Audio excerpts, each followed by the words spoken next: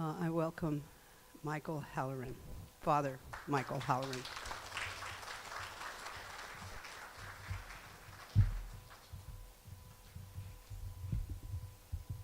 Thank you so much. I'm thrilled to welcome you all here to give testimony to the coming together of traditions, especially in this wonderful work which you represent today. I'm delighted to welcome you to the Church of Notre Dame. Ruben Habito, who studied under Yamada Roshi, has a center down south called the Maria Canon Center, Maria being Mother Mary, to which our church is dedicated, l'Église de Notre Dame. And I invite you to sneak upstairs at some point in the afternoon and just check out the beautiful space upstairs. And of course, Canon Kuan Yin is the great bodhisattva of compassion, who's certainly helping to inspire us here today. I thought of the 74th koan in the Blue Cliff record in the Zen tradition, which has the master going out every day at lunchtime and dancing and laughing and saying, "Bodhisattvas, come eat," which you're all doing. So that's wonderful. We're expressing our joy and delight in the abundance of the universe given to us, and then we're walking so that this abundance may be more amply and fairly distributed among all our millions, if not billions, of suffering and hungry brothers and sisters. So we share that, but of course, like all Zen masters, he has another point. Bodhisattvas come and eat. So we're the bodhisattvas, and are we really eating? Are we coming and eating? Not just physically, but of course, are we really eating the abundance of wisdom and joy and peace and compassion which is ready to be poured into our hearts? All we have to do is open wide our mouths, as one of our Jewish psalms says, and really open wide our hearts to allow that to come in. So this very walk is an expression of that, of really eating and being consumed by and consuming this great wisdom which is poured into our hearts, as is this gathering, and this gathering in a Catholic church. So we're sharing the wisdom and working together on these things. So may we share not only our physical food, but also our wisdom. Bodhisattvas come and eat and then offer bread, offer the bread of wisdom, offer the wine of wisdom to our brothers and sisters. That's our main task. So by all means come and eat, and then give to eat, as you are already doing here today so beautifully. Give to all our starving brothers and sisters, starving in their hearts as well, and in their minds as well as in their bodies. So I will leave you with that, and I again welcome you so enthusiastically to my space here, which is now your space and the universe's space. I have to run upstairs. I'm 3 minutes late for our midday service, but I'll be back to listen to more of your wisdom, and thank you so very much for coming.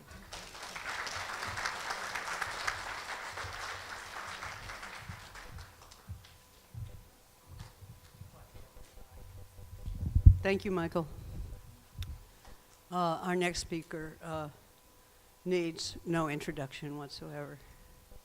Bhikkhu Bodhi, founder of the Buddhist Global Relief, president of the Buddhist Association of America, longtime monk, translator, editor, really an educator for all of us. Many of us in the Mahayana tradition, most of what we understand and see have been through the efforts of Bhikkhu Bodhi's translations and explanations of words and ideas. So he is in all our hearts, and he's going to say a few words. Bhikkhu?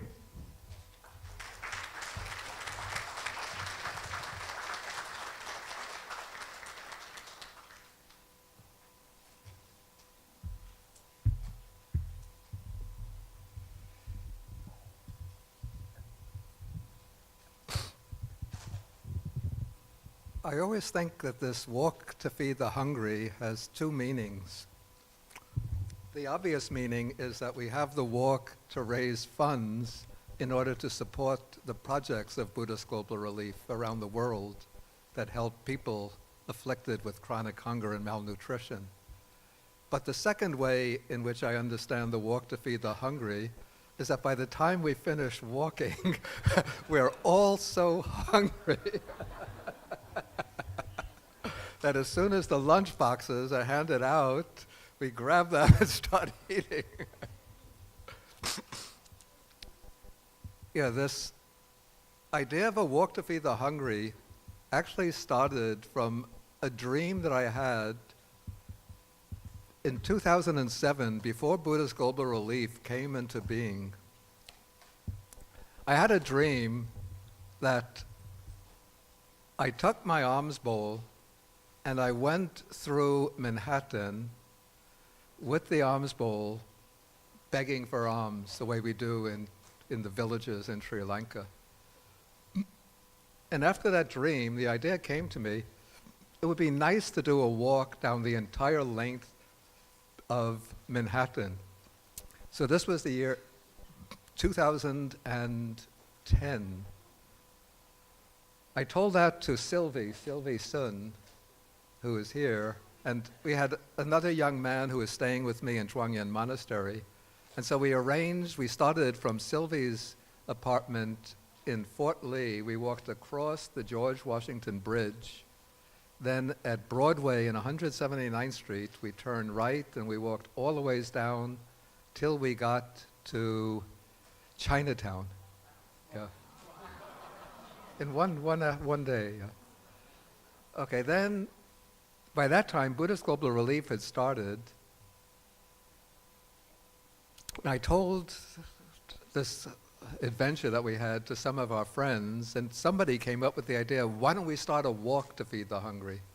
And so we started, as I said this morning, with one walk in New Jersey, the autumn of 2010, and in time, this walk has spread until we have generally 10, 12 walks every season. And so this, we call it a worldwide walk of compassion. And so when we eat, we take it for granted that we have food every day, at least most of us do. But in this country, even in this country and around the world, many, many people cannot take their meals for granted. But for many people, every meal is a struggle. It's a struggle just to provide food on the table.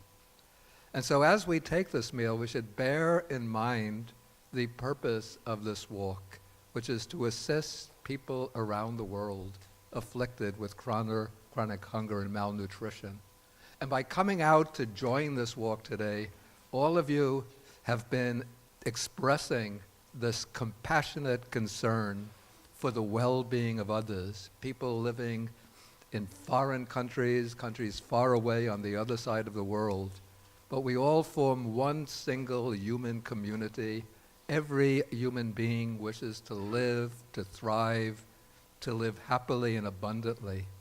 And so by participating in this walk, by making donations to support the work of Buddhist Global Relief, you're forming connections that express this compassion and action. And you're helping probably thousands of people that we'll never see, never know, but those people are aware of our walks, of what we're doing, and they're extremely grateful to all of us. So thank you all so much for coming out and participating in this walk.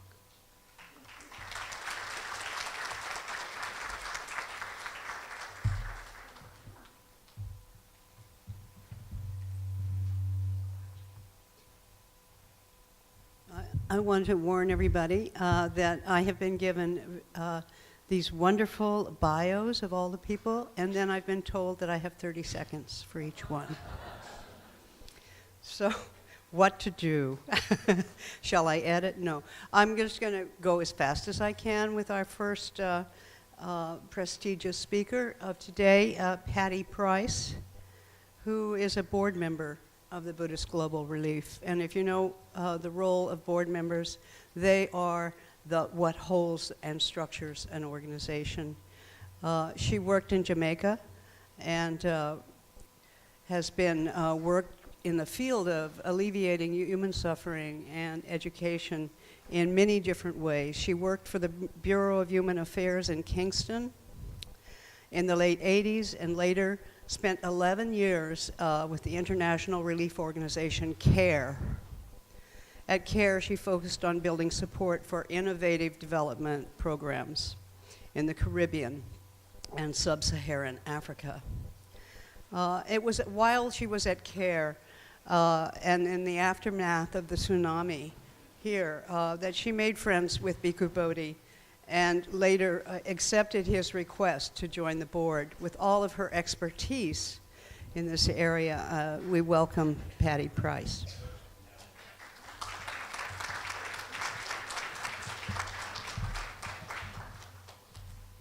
It's so wonderful to see everybody today. This is sort of like the American phrase, preaching to the choir. You are the people who came out to participate in the walk, so you understand the value of what Buddhist Global Relief does in trying to alleviate the biggest suffering in the world, which is hunger. When somebody is not hungry, it frees them up to do so many things. Children who are not hungry don't have to stay home and beg and work. They can go to school and become educated. People who are not hungry and don't have to worry about where their next meal is coming from can get training or go to work outside of the home and earn a respectable enough living to be able to feed their families. People who are not hungry are far healthier than those who are suffering from lack of nutrition. So we have a slideshow, Johnny, oops, about Buddhist Global Relief programs that we'll take you through.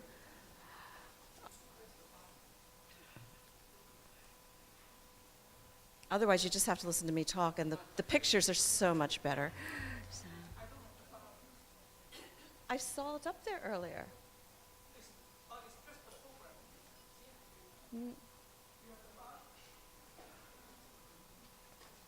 Somebody it was emailed to me to see it, but I don't have. Okay, we may have a technical difficulty.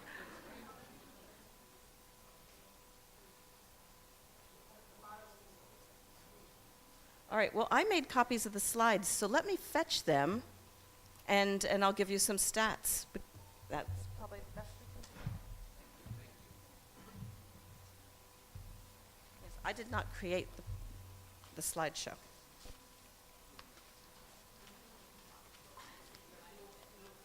Okay, because I saw my bio on the screen earlier, so I assumed, oh, that's it? People don't need to see that. Okay. So let me talk, all right, so our board, one of the number one things we do is we partner with organizations that are already on the ground in the countries where we would like to make an impact.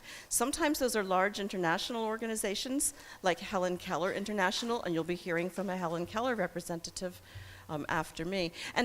But most of our projects are smaller, indigenous programs, sort of like in your communities where you live, there are community neighborhood associations, or there may be a soup kitchen, there may be an after-school education program, vocational training, clubs and things like that. So we really look to the best of our abilities to have our dollars, your dollars, have the biggest bang for the buck by working with smaller local organizations.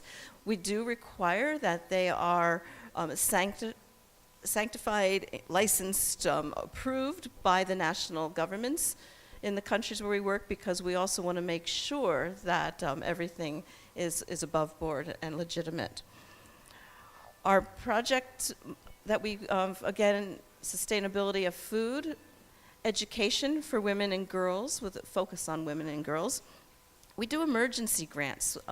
Several years ago, because the world is what it is, and sometimes natural disasters or human-created disasters occur, and we get appeals for emergency funding. So for several years, we allocated in our annual budget $10,000 for emergency funds. I want to tell you that last year, the state of affairs, the number of emergencies, we significantly increased the amount of money that we awarded to emergencies, and by the end of the year, we had given $50,000 to emergencies. Because the human need when an emergency happens is immediate. And most of the emergencies that we responded to were in countries and regions where we were already working. So we knew that these funds were going to get to their intended beneficiaries quite promptly. The 8 emergency projects last year were Assam flood relief, Cambodian prison women's and children's feeding project. That speaks for itself. Eastern and Southern Africa famine refugees, famine relief in South Sudan, Somalia, Nigeria and Yemen, Hurricane Matthew relief in Haiti, Moanagar home, which is in Bangladesh, they had significant landslides due to torrential rains, and it damaged some of the buildings. And since we helped build their buildings, we, of course, had to respond to that. Flood relief in Sri Lanka, and meals for Syrian refugees. So you can see there's quite a bit of diversity in our programming. Direct food aid. We do direct food aid, again, as the reason for our original founding as a board. The Arts Creation Foundation for Children is in Haiti, and this is a voluntary after-school program, but let me tell you, if children don't have a meal and you offer a program that's going to give them food, they show up.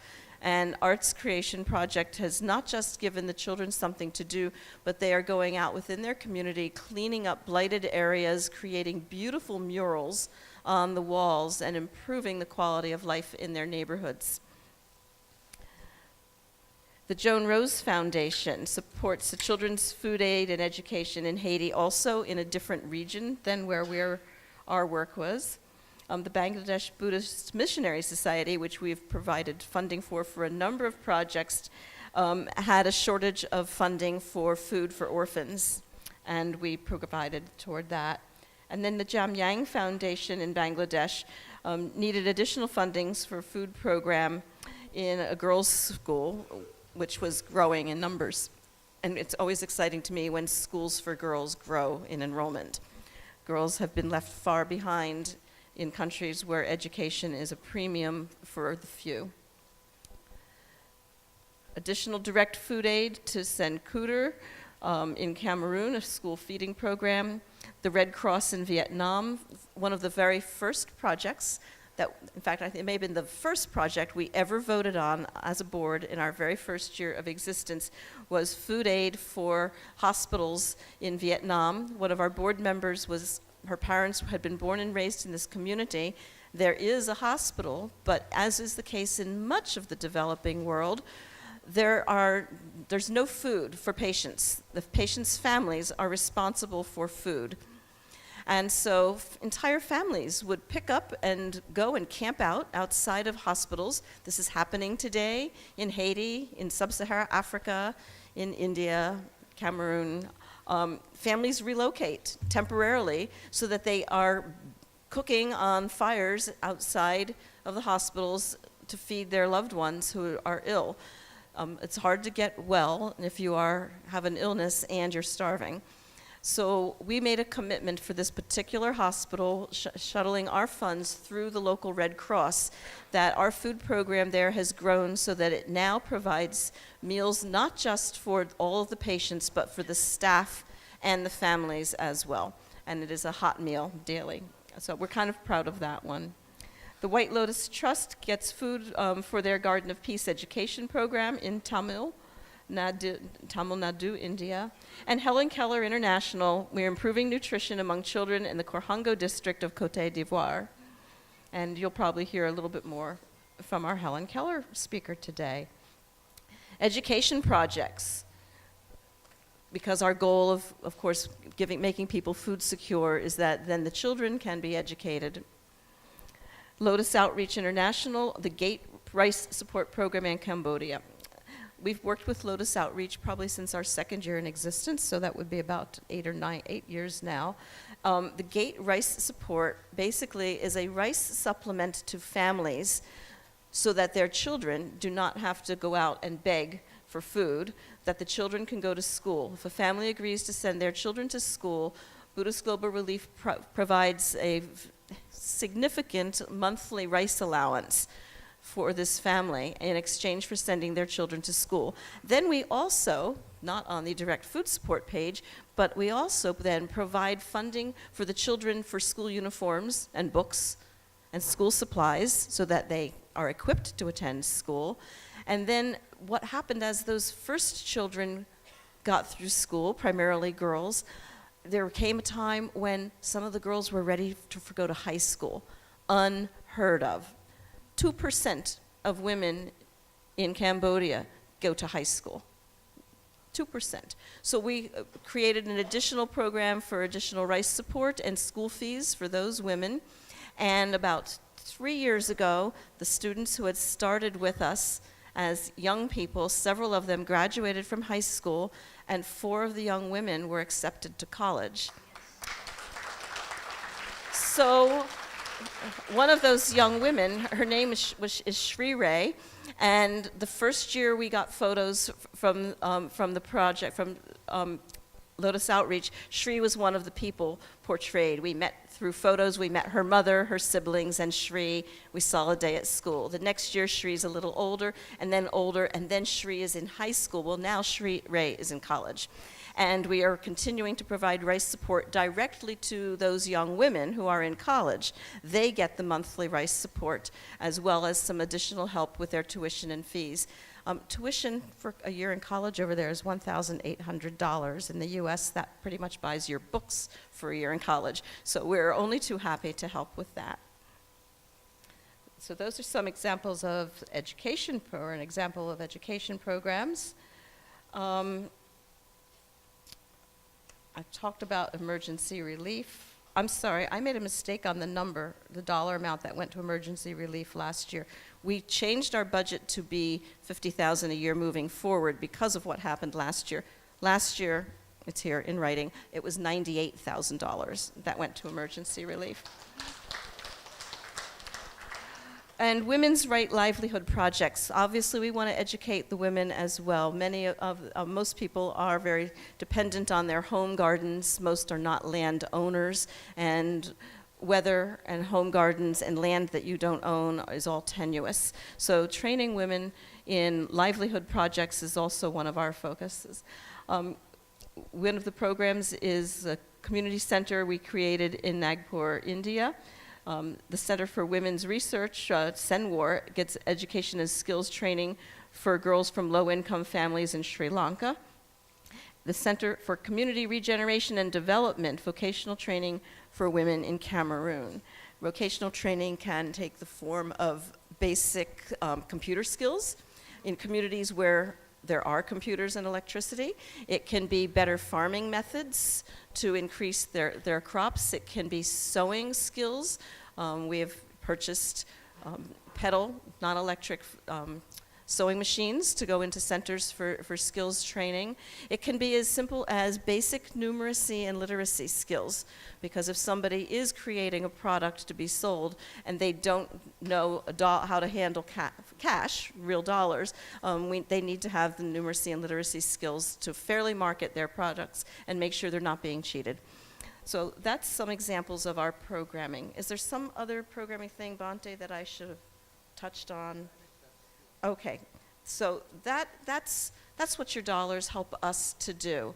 It translated to $502,000 last year that Buddhist Global Relief gave out. One final comment on our programming is we do also support some programs here in the United States. There are some domestic programs we support right here in New York City. A farming, an urban farm in Detroit called Keep Growing Detroit are a couple of examples of what we're doing, in addition to make sure that some of the people in the most food insecure sections of our own country are also being supported by Buddhist Global Relief. Thank you.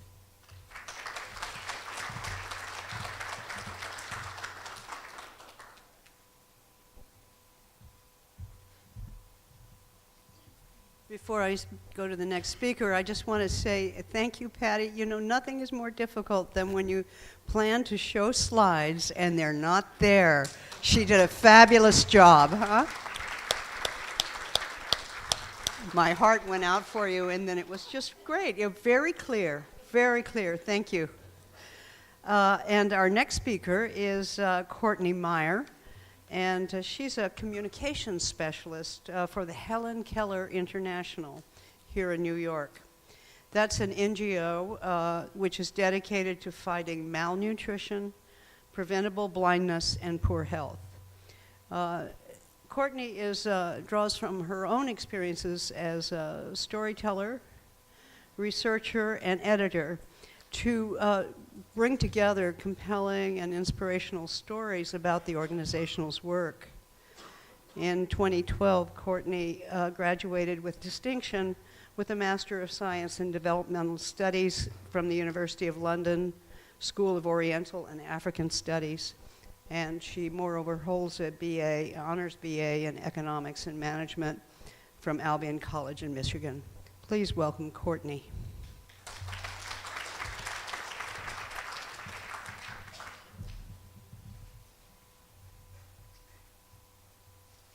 It's my pleasure to be here with you on such a beautiful fall day. It's really wonderful to talk with and meet people who allow us to do our work, to thank you, and to tell you a little bit more about what you've inspired. What we at Helen Keller International believe can be summed up by a well-known proverb. If you give a man a fish, you can feed him for a day, but if you teach him to fish, you can give him an occupation that will feed him for a lifetime. Malnutrition annually claims 3.1 million children's lives and stunts the potential of even more. We're all here because we believe that's 3.1 million too many. What I want you to know is this: solutions that address the causes and consequences of malnutrition are known, proven, and tested. And the work we've done together over the last several years has empowered vulnerable families in Kenya, Niger, and Cote d'Ivoire, in Bangladesh and Vietnam, and given them hope. When it comes to preventing malnutrition, we're not afraid to get our hands dirty. We've taught women how to grow nutrient-rich fruits and vegetables in home gardens and incorporate them into their diets to give their children a healthy start to life.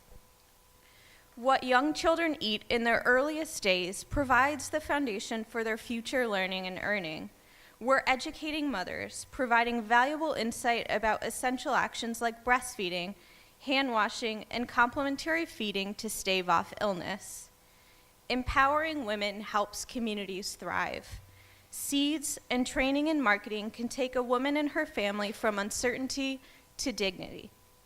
We help women market and sell their produce for income that can keep their children in school. Thanks to the generosity you've demonstrated here today, we can transform lives. In the words of our co-founder, Helen Keller, alone we can do so little, together we can do so much. Thank you.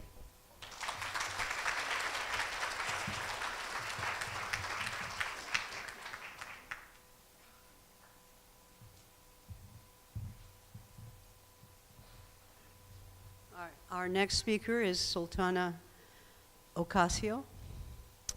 She's the executive director of the Muslim Women's Institute for Research and Development.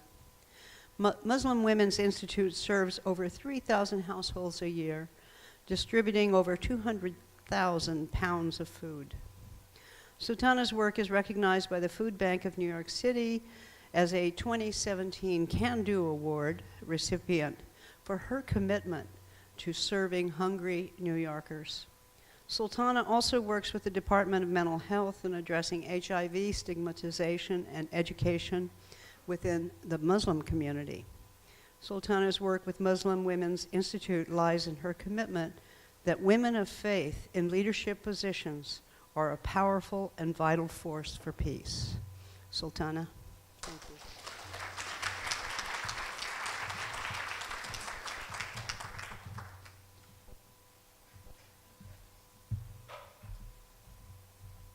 Assalamu alaikum wa rahmatullah. Peace be unto you. I want to give you a story of... Hello? Okay. Assalamu alaikum? Yes? Okay. I want to give you a story of the radicalization of a Muslim. I began volunteering at the food pantry at the Muslim Women's Institute in 2009. And the work felt good. It was very tiring work.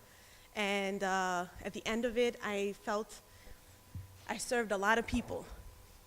I went home, I was tired, and I slept well. Life happened. I had a child in 2012. I returned to the Muslim Women's Institute food pantry in 2013. And in some ways, it was comforting to see a lot of familiar faces, and I was happy to see them. And then it hit me that the people and the families that I'm seeing now are the same people and families that I saw many years ago. And they're in exactly the same position. They wait for hours outside in the sun, in the cold, and they wait for food to feed their families. And they've been doing it for years. So it kind of gets you upset. First, I was sad that these people are in the same position, the same state of food insecurity. And then I became angry. And that was my radicalization. You look around and you see there's plenty of food. There is food. There's food for people. And all our sisters and brothers in this world should be able to eat, and nobody should be suffering from hunger. But what do we mean when we say everybody should eat? What do we mean by that? I mean, that's easy. We say that. Everybody should have food. But what we mean is, I care about you. I see you. I feel you should flourish, and I feel you are a part of me. And that is the underlying root of what it is to feed people. The Prophet Muhammad, peace be upon him, said, make peace and feed the people. It's one of those things you hear. You're like, okay, it makes sense. Make peace and feed the people.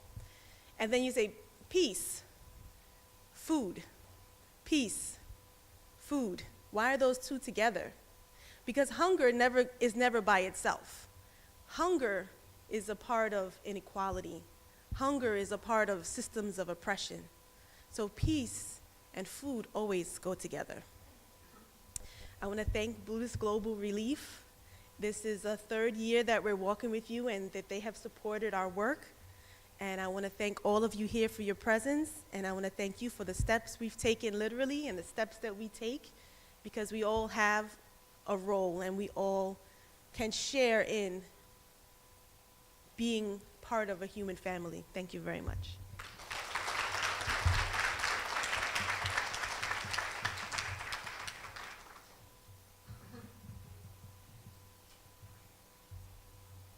I don't really have any information on our next speaker, although I know him well in social action circles.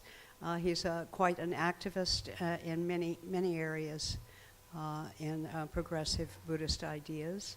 And I'll just have Robert Kolodny come up and give us some information about climate change and new ideas that we all have. Here's Bob.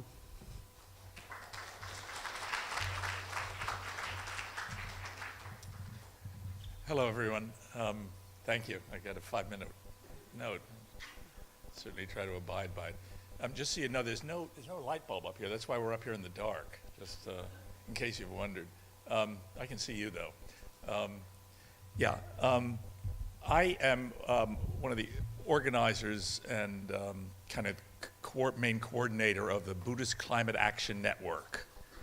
So that's one of the reasons I'm up here, that in my role as a coordinator, I kind of work with representatives from all kinds of temples, centers, sanghas, sitting groups to keep the Buddhist community in New York and the greater area informed of opportunities to register concern, to demonstrate on behalf of progressive change in terms of the climate crisis and climate justice.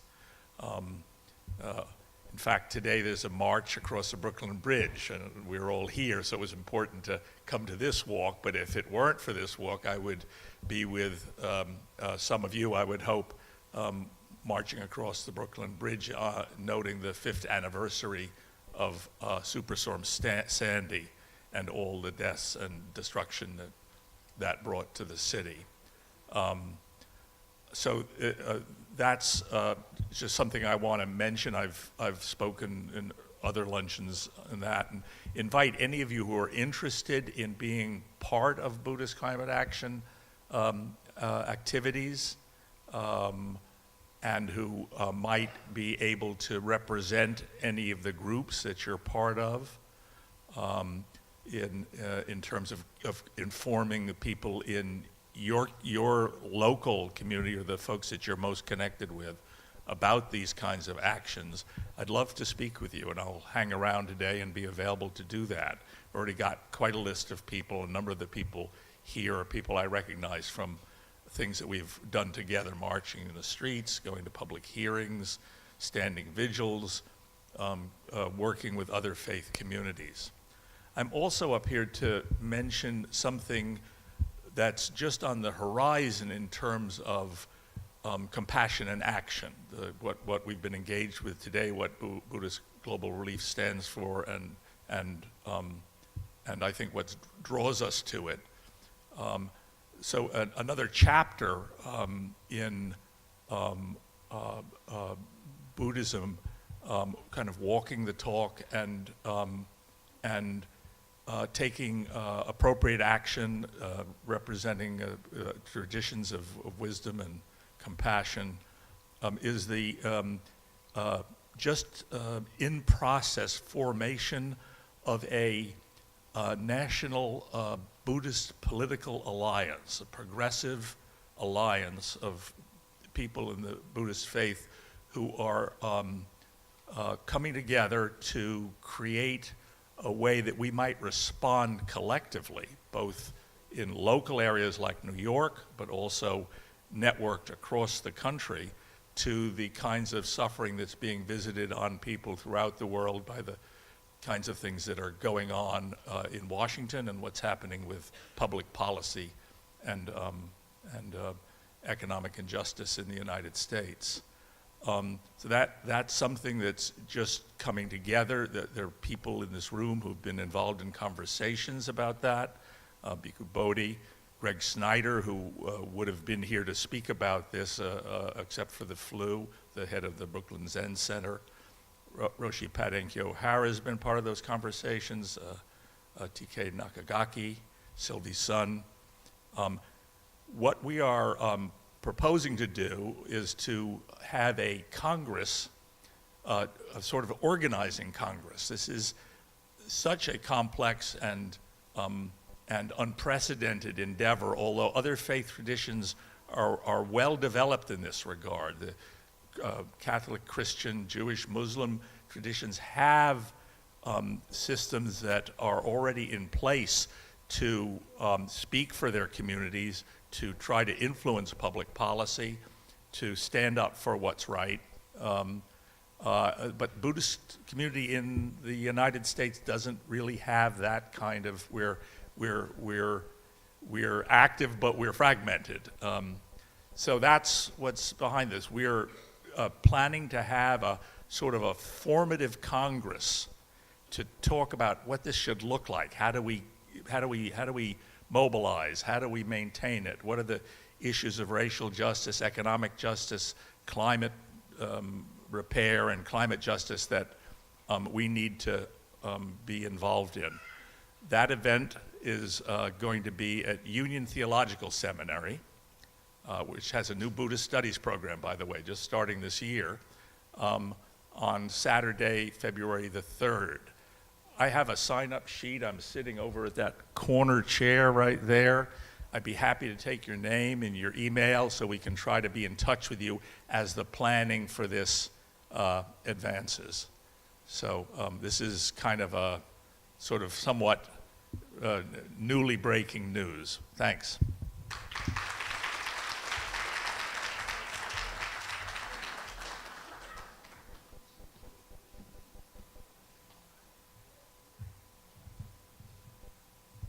Thanks so much, Bob. It's such an important issue. I really encourage you all to give it some serious thought. And now we'll have some serious thought. This next part of the program is about the Dharma. And we have 3 speakers who will offer us short Dharma inspirations, talks. The first one is Venerable Chang Hua. She is has a PhD and is the director of the Chan Meditation Center. She received her PhD in biochemistry from the University of North Carolina at Chapel Hill and did her postdoc research at UCLA in biophysics. After completing monastic training at Dharma Drum Mountain with late Master Sheng Yen, she received her full ordination in 2005. Venerable served as director of the Department of International Relations and Development in DDM, Taiwan. In addition to her current position as director, Venerable Changhua also supervises Dharmapala groups in North America. She gives public lectures and leads meditation programs. Welcome, Venerable.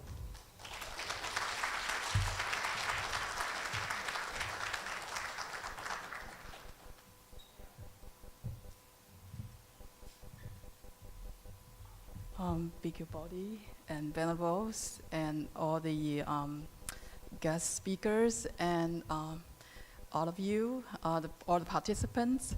I really thank the organizer, Sylvia, to ask me to kind of replace one of the speakers who cannot come so that I can be away from my computer for a while. Okay.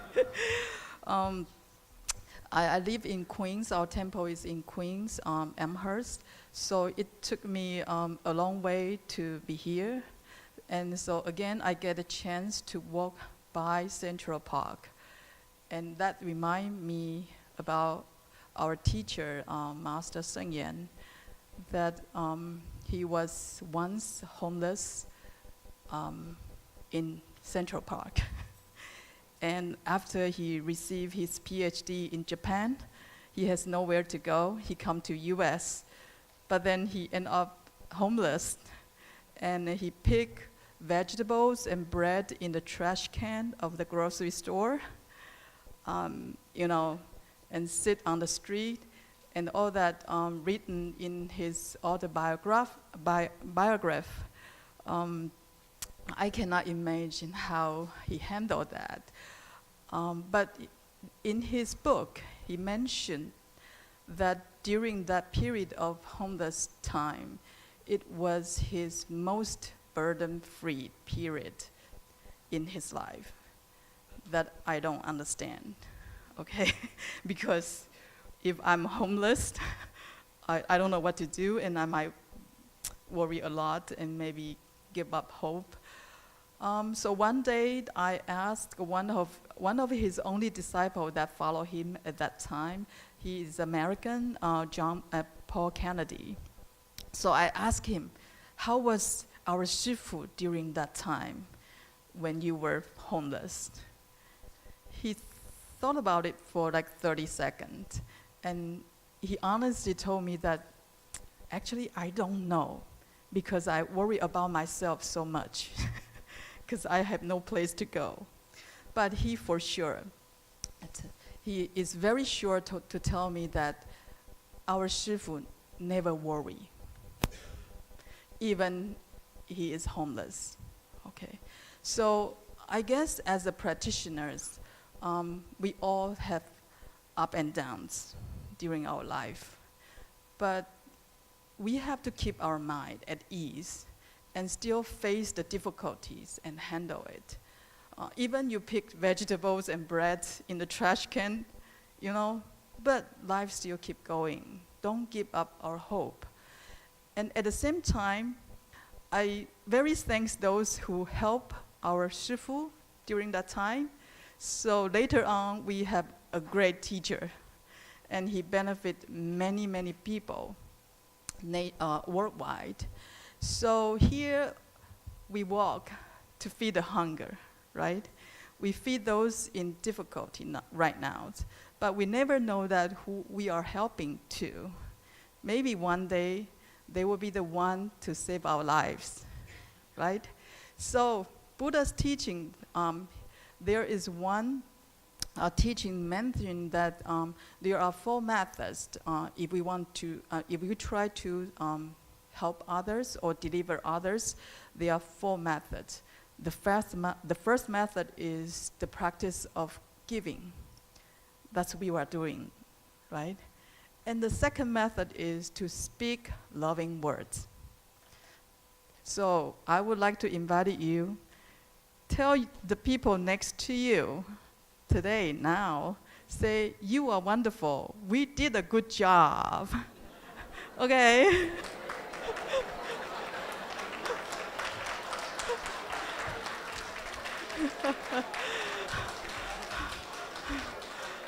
Okay. You can tell as many people as you want. Okay. Later. The third method is okay, 1 minute. I almost finished. The third method, to benefit others, to take actions to benefit others. That's what we were doing today as well, right? And the fourth one is very important. When you take action, to be physically work together with others. I think in this technology era, we all work with computer and cell phone, right? Today is very important. We are physically together and support each other. And so today we practice 4 of them all together. So we should give us a round of and very impressive work from the Bodhi Bhikkhus organization, and I thank you for giving me this chance to share the Dhamma, and hope you have a wonderful life. Thank you.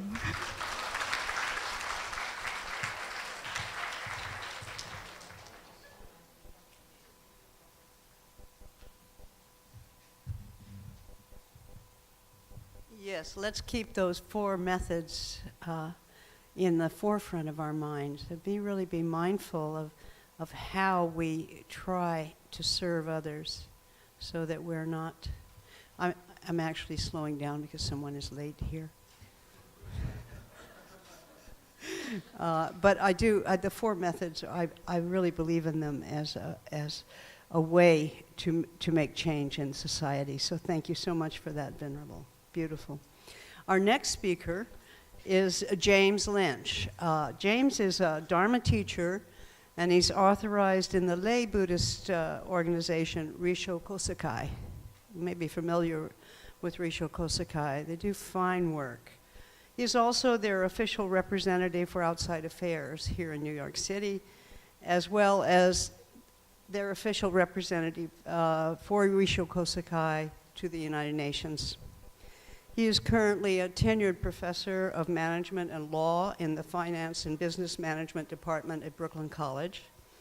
He's published in journals, and I won't read all of them because there's quite a few, but essentially you get a sense of it from the Journal of Business Systems, Governance and Ethics, the Journal of Leadership, Accountability and Ethics. You hear ethics over and over again when you read his bio. It's quite impressive. He is a recognized expert in the emerging area of human happiness. He was also the former vice president and founder of Renaissance Development Corporation, which is a company dedicated to the housing of the homeless, immigrant rights and protection, and the ending of environmental racism in New York City and Philadelphia. In his role as an attorney, he also has had the privilege, as a result of his association with former Ambassador Robert van Leeuwenhoek, to represent the governments of Botswana and Liechtenstein in matters here in the United Nations. Please welcome James Lynch.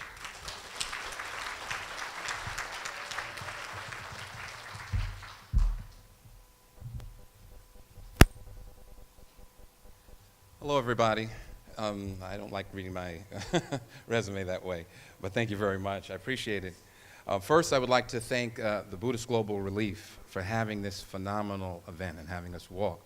I also, Venerable Nakagaki said, please say a few words also with regards to the Buddhist Council and how we also are very grateful that you allow us to participate as well. I wanted to also say the Venerable who just spoke about her Dharma talk, it was fantastic. Some of the same ideas I was thinking of.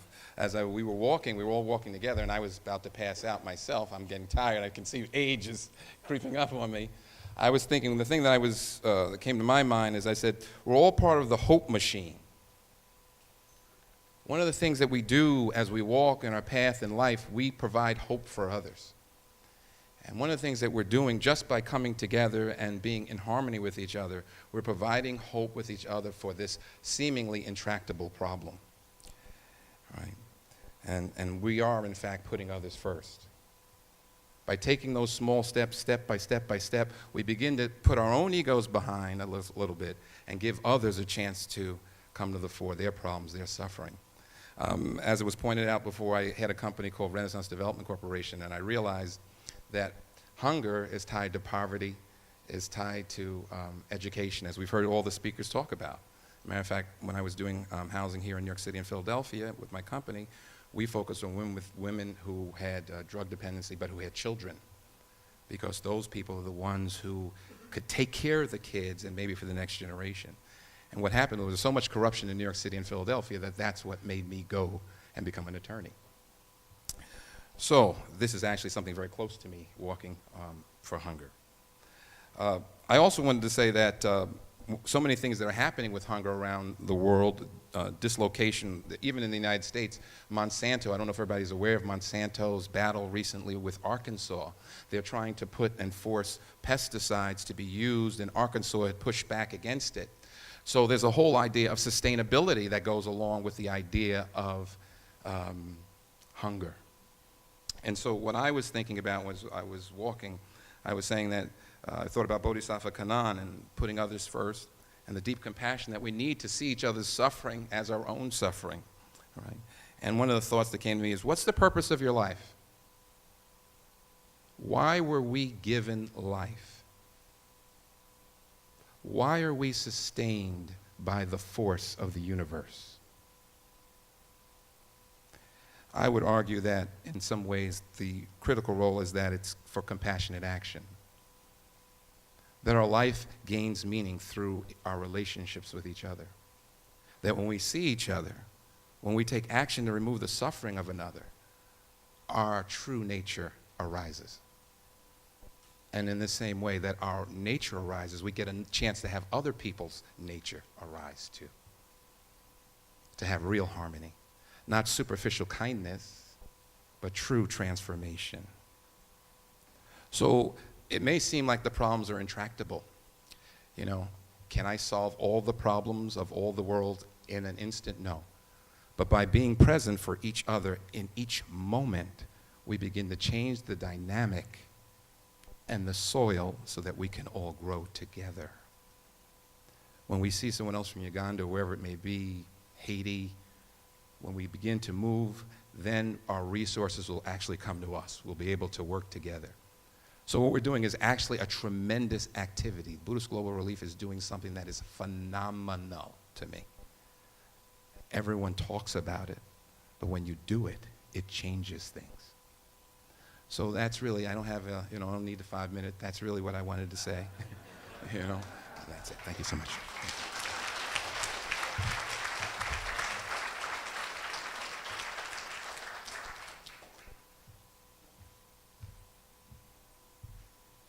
Thank you, James. Very inspiring. It gives me a little bit more time to introduce our last speaker, Reverend Chloe Breyer. She holds a PhD in Christian ethics and is an associate priest at St. Philip's Church in Harlem. What we all may know her as is as the executive director of the Interfaith Center of New York. And if you haven't been involved with the Interfaith Center, I really encourage you to do so. It's really important work for all of us. Since 2007, Reverend Breyer has directed the Interfaith Center which is a nationally recognized nonprofit working with hundreds of grassroots religious leaders from 12 faith traditions to catalyze partnerships with civic officials to resolve social problems plaguing New York City, issues including police reform, immigration concerns, and domestic violence. Institutional partners have included the New York Unified Court System. Do you hear that? The court system. Catholic Charities, UGA Federation, National Endowment for the Humanities, and their programs include reentry circles of support, Catholic Muslim service partnerships, and the Rabbi Marshall Meyer social justice retreats, in addition to program work. Breyer also serves as, I said, associate priest at St. Philip's Church in Harlem. She's a member of the Episcopal Muslim Relations Committee, and after 9/11 worked with New York City's Afghan community to rebuild a bombed mosque in Afghanistan, returning many times for health and education-related projects to Afghanistan. Breyer is the author of The Close, A Young Woman's First Year at Seminary, and has chapters in Challenging the Christian Right from the Heart of the Gospel, and The Gender Imperative, Human Security versus State Security. Her doctoral dissertation in Christian ethics at Union Theological is on interfaith activism, Christian peacemaking, and Islamophobia. Let's welcome Reverend Chloe Breyer.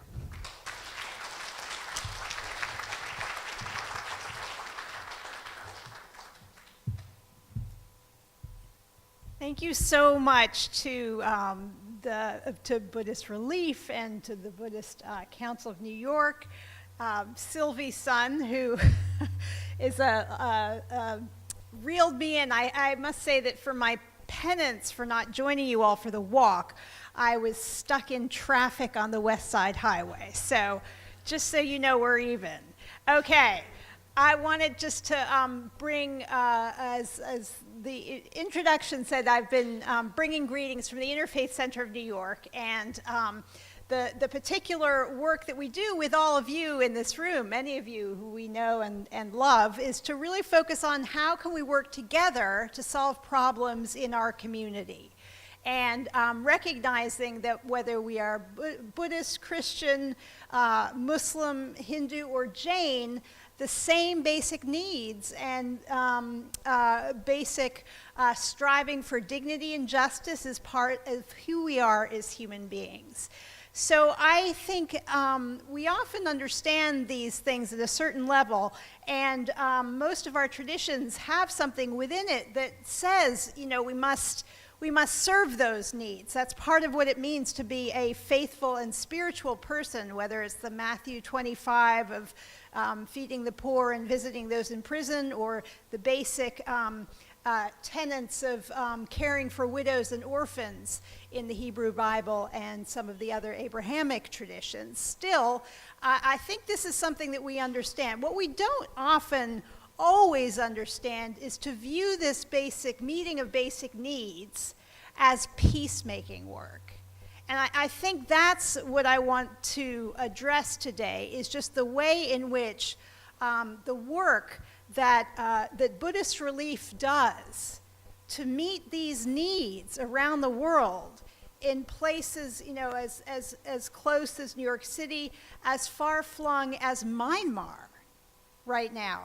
You know, seeing on your website the amazing work that people are doing at a time, you know, when actually feeding the poor and the refugee is genocide prevention work.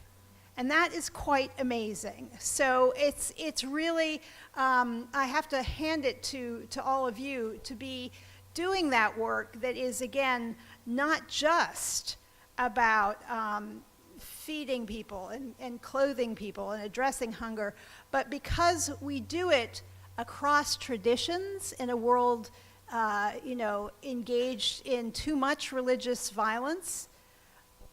Because we do this work across traditions, we are also engaging in the work of peacemaking. So thank you all for what you do, and particularly to Buddhist Relief for their life-saving endeavors. Thank you.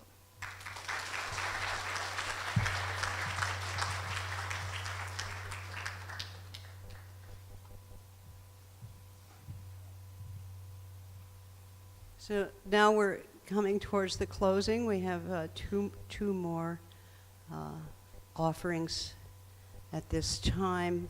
First of all, Venerable Changguan is going to lead us in some chanting. She is a resident of the Chan Meditation Center. She was ordained in 2006, graduated from Dharma Drum Mountain Sangha University in Taiwan in 2008. And before she came to the Chan Meditation Center in Elmhurst, New York, she had served in the Nanchuan Monastery and Xiaoming Monastery under Dharma Drum Mountain. Welcome.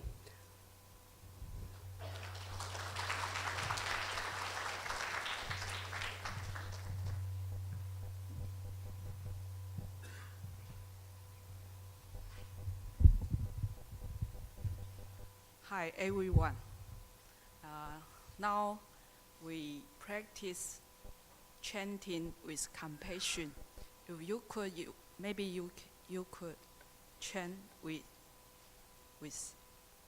me all together.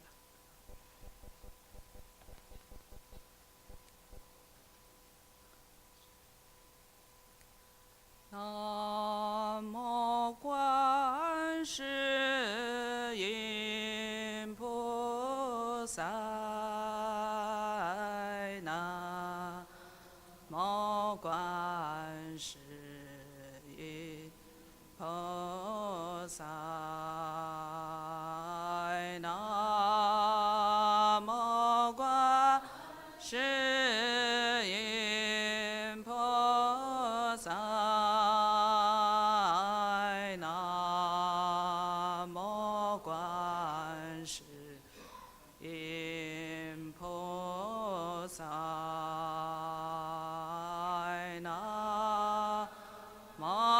Guan Shi Yin Po Sai Namo Guan Shi Yin Po Sai Namo Guan Shi Yin Po Sai Namo Guan Shi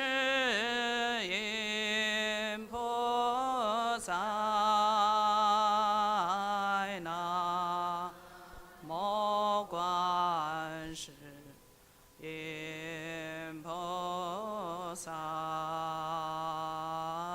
Sai Namo Guan Shi Yin Po Sai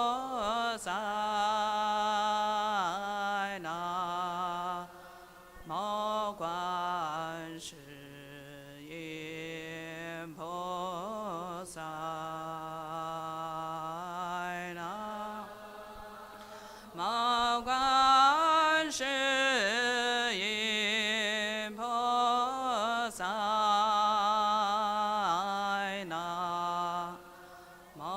Guan Shi Yin Po Sai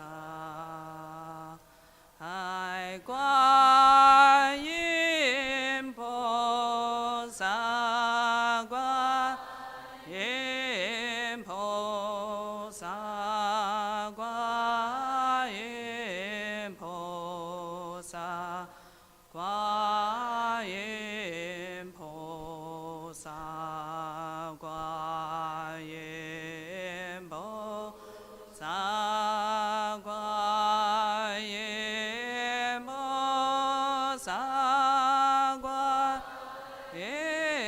Yin Po Sai Guan Yin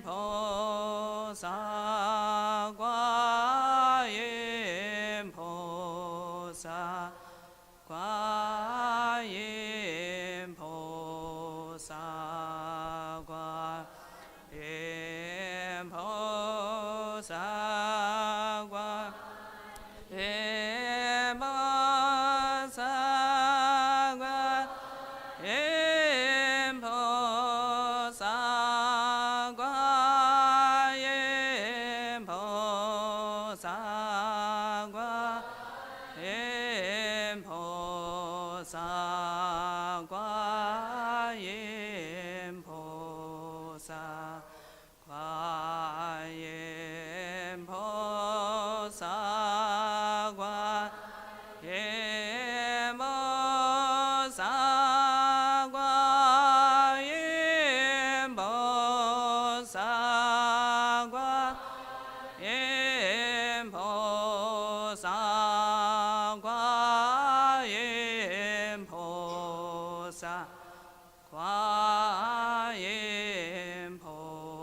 萨，观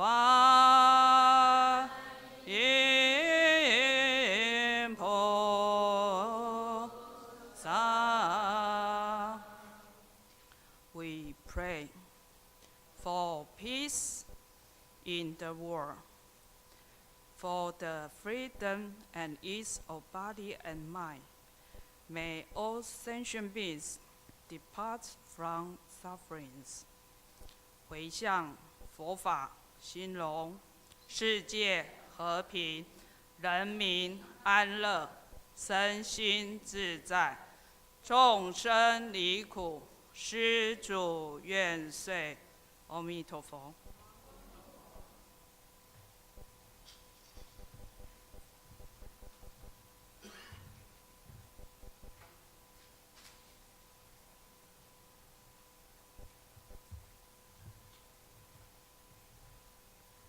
And now we'll have closing words from our leader, the founder and chairperson of Buddhist Global Relief, our treasured Bhikkhu Bodhi.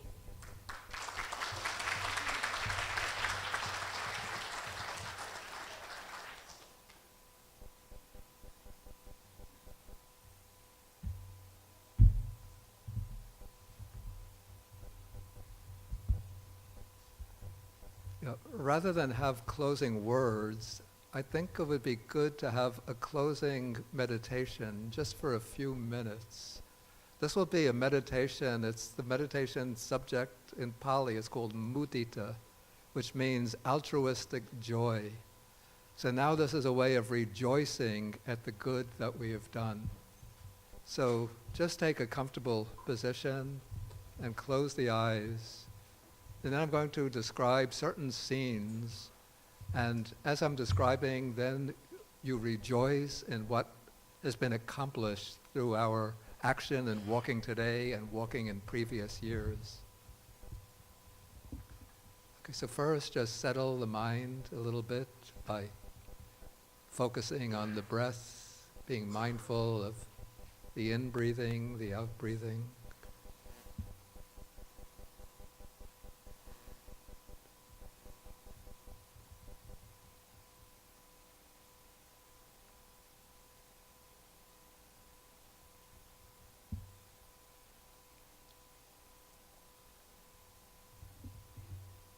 Now bring to mind a girl in Cambodia, maybe 14, 15 years old. She's under pressure from her family to drop out of school because being a girl, her education isn't important. Maybe to start working to support the family.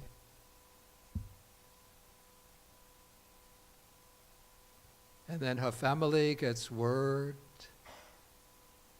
since it's a very poor family, always struggling to put food on the table. They get word that if they allow the girl to continue in school, they will receive a monthly supply of rice through an organization called Lotus Outreach, which is BGR's partner in Cambodia. And now the girl is able to go to continue in school.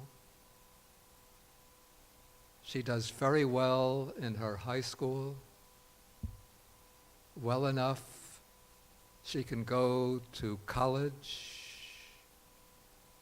And now she's being supported in college by another BGR Lotus Outreach program called Gateways. And so put yourself in the position of that girl and consider the joy that you feel coming from an utterly destitute family, just living on the brink of survival. But now you've gone through high school, you're in college, training for some profession, so that you could fulfill your highest aspirations.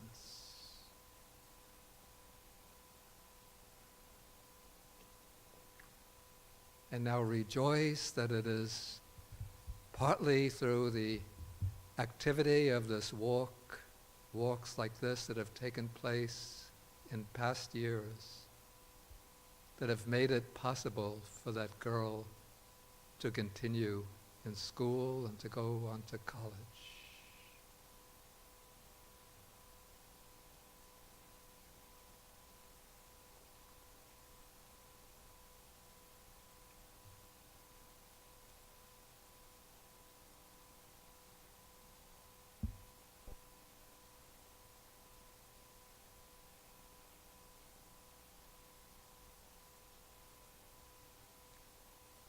Okay, next, move your mind over to India. And there's a poor girl from the community that's called the Dalits. The Dalits are the ones that used to be called the untouchables or the outcasts. So you're 14, 15 years old, and already your parents are beginning to plan your marriage. You don't want to be married at such a young age, but it looks like that is your inevitable fate. To be married to a man considerably older, a man you've never seen before. And now suddenly an opportunity arises to go to Nagpur, to stay under the auspices of an organization called the Bodhicitta Foundation, a BGR partner in India, in Nagpur, to undergo 3 years of training to become a social worker or a village community leader.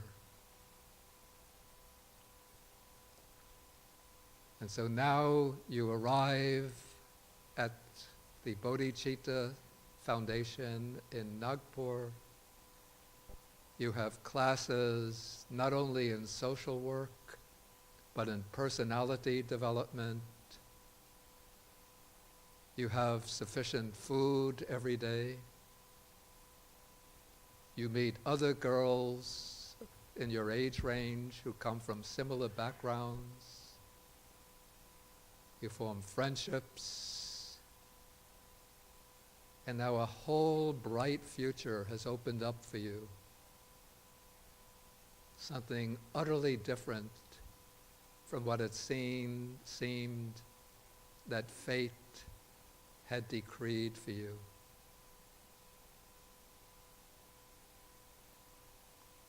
And now coming back to your own person, recognize that it is through the kinds of walks that we've been holding over these years that this opportunity has opened up for some 30 girls in India, girls from the former untouchable community.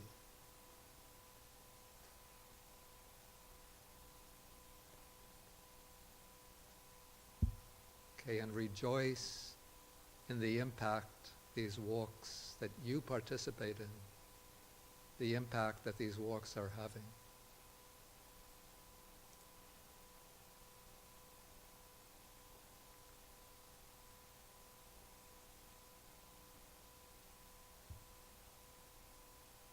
Okay, the next scenario, we move to Malawi or Kenya. You are a farmer, small-scale farmer in Kenya.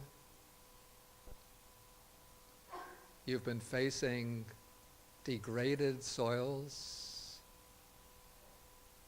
sometimes insufficient rainfall, problems raising enough crops to feed your family. And now you learn about an organization which has been working in Kenya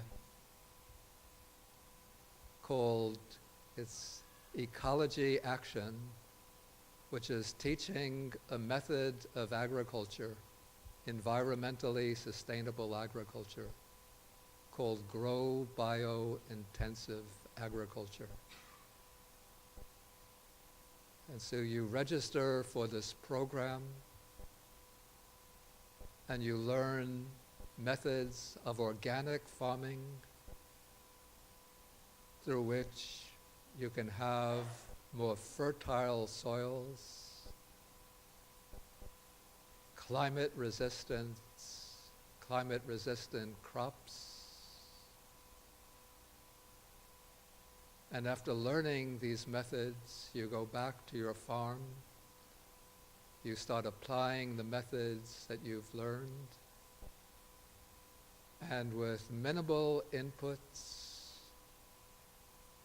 no chemical inputs, your crop is growing much more abundantly, and so you have now more than enough food to feed your own family, and a surplus to sell on market in order to provide for your family, even to send your children to school.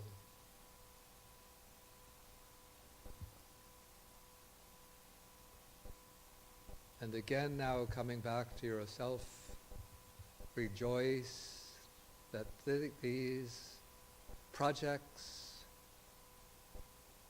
in Kenya, Ethiopia, Cote d'Ivoire, Malawi have been made possible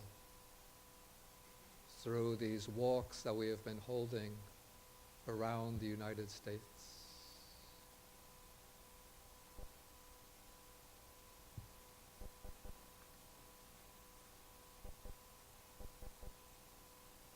Another scene, you're a child in Haiti in the terrible earthquake of the year 2010. You lost your father, so it's just you, your mother, a couple of siblings living in tents, in a tent. And your mother has to go out working odd jobs just to earn a little money to feed the family. Sometimes there's not enough food for all of the siblings. Then you hear a couple of miles away, 2 miles away, there is a food distribution program.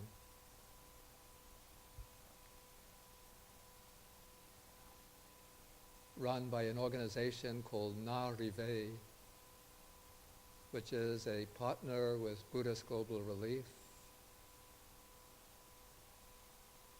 And so every day, you or one of your siblings walks the 2 miles to the food distribution center to collect a substantial, nutritious, hot meal, the only solid meal that you get each day. And it's even so ample that you could bring the remains back, some of the remains, to feed your brother or sister. And you've been doing this for 3 years, never having the chance to go to school. Then you get word that the same organization that supports Na Rive, a BGR partner called the What If Foundation, is sponsoring the construction of a school that will provide free education from kindergarten to the 8th grade. And something that you had never experienced, never expected. You have the opportunity, now the school is open, and you are in the first class to be going to this school. And so rejoice coming back to your own person. Rejoice that this opportunity, these hot meals that have been distributed now through with BGR assistance from 2010 up to the present, feeding thousands of poor children like this. And now BGR has been contributing to the construction and development of the school in Port-au-Prince, giving a select group of children the opportunity to go to school for the very first time. This is one of the results of the walk that we've been holding around this country. And so just reflect on this and rejoice that for each one of you has been contributing to make these benefits possible for thousands of people around the world who otherwise would have had to face lives of unrelenting misery, even despair.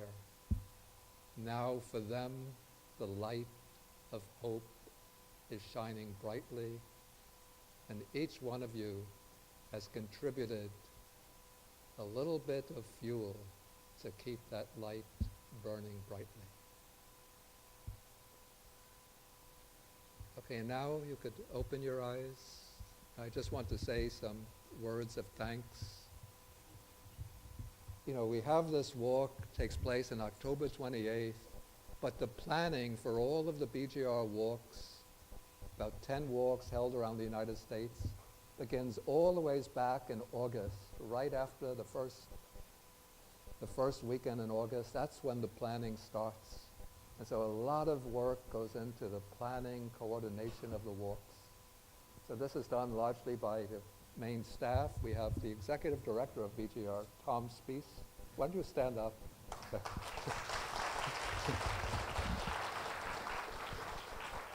And then the other staff team is the programs director, Kim Behan, who is near Boulder, Colorado, and Carla, because I'm speaking, the last name, Carla Prater, of course, yeah, in Seattle, Washington. Yeah, so they are sort of like the coordinating team for all of the walks. Then we have our special for the New York walk. We have our New York team, sort of head or led by the director of the walk, who is Sylvie's son. Sylvie.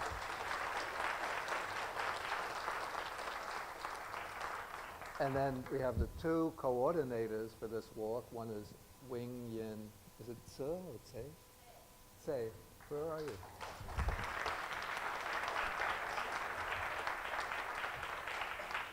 Stand up, I don't say. Oh, here you are, okay. I'm looking back.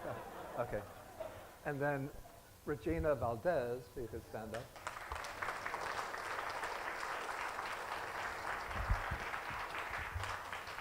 And then there are many other people. I don't want to start mentioning some names, because if I mention some and then don't mention others, then maybe some people will be hurt. But I know that Johnny and Sandy Wang are always contributing in many ways.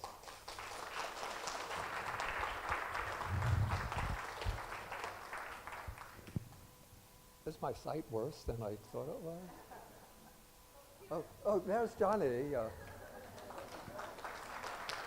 Oh, I see. Now I see Sandy is in the back. And then many other people contributed for this walk. So please accept my thanks to all of them. Then I have to thank Pat Enkyo O'Hara Roshi for being the MC.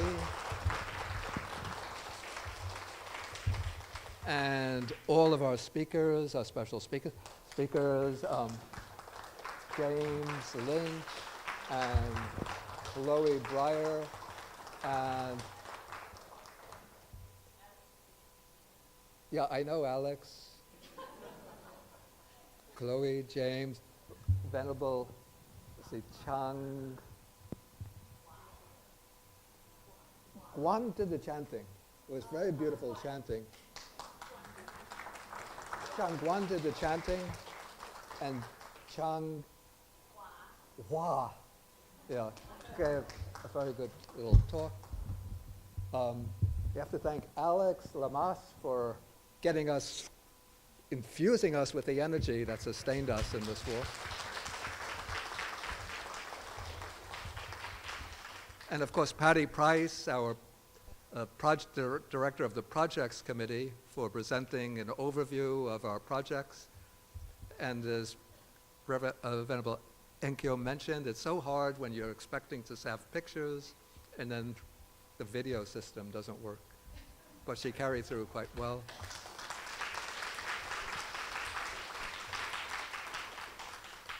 And then I have to thank Father Michael Sansei for presenting us with the church, the nave of the church, to conduct the program. And again, I just want to thank all of you who came for this walk and participated. It always gives us encouragement when we see a lot of people turn up for the walk. So thank you all so very, very much.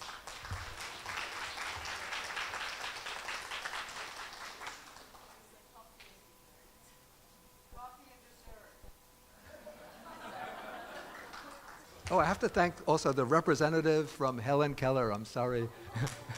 Thank you so much.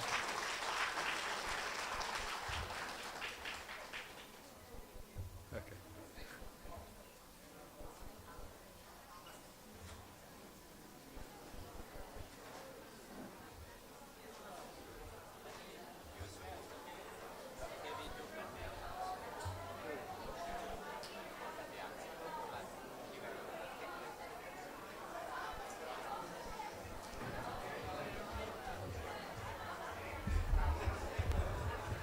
May I have your attention? There are still lunch boxes. Feel free to grab one for supper. Of course, coffee and dessert.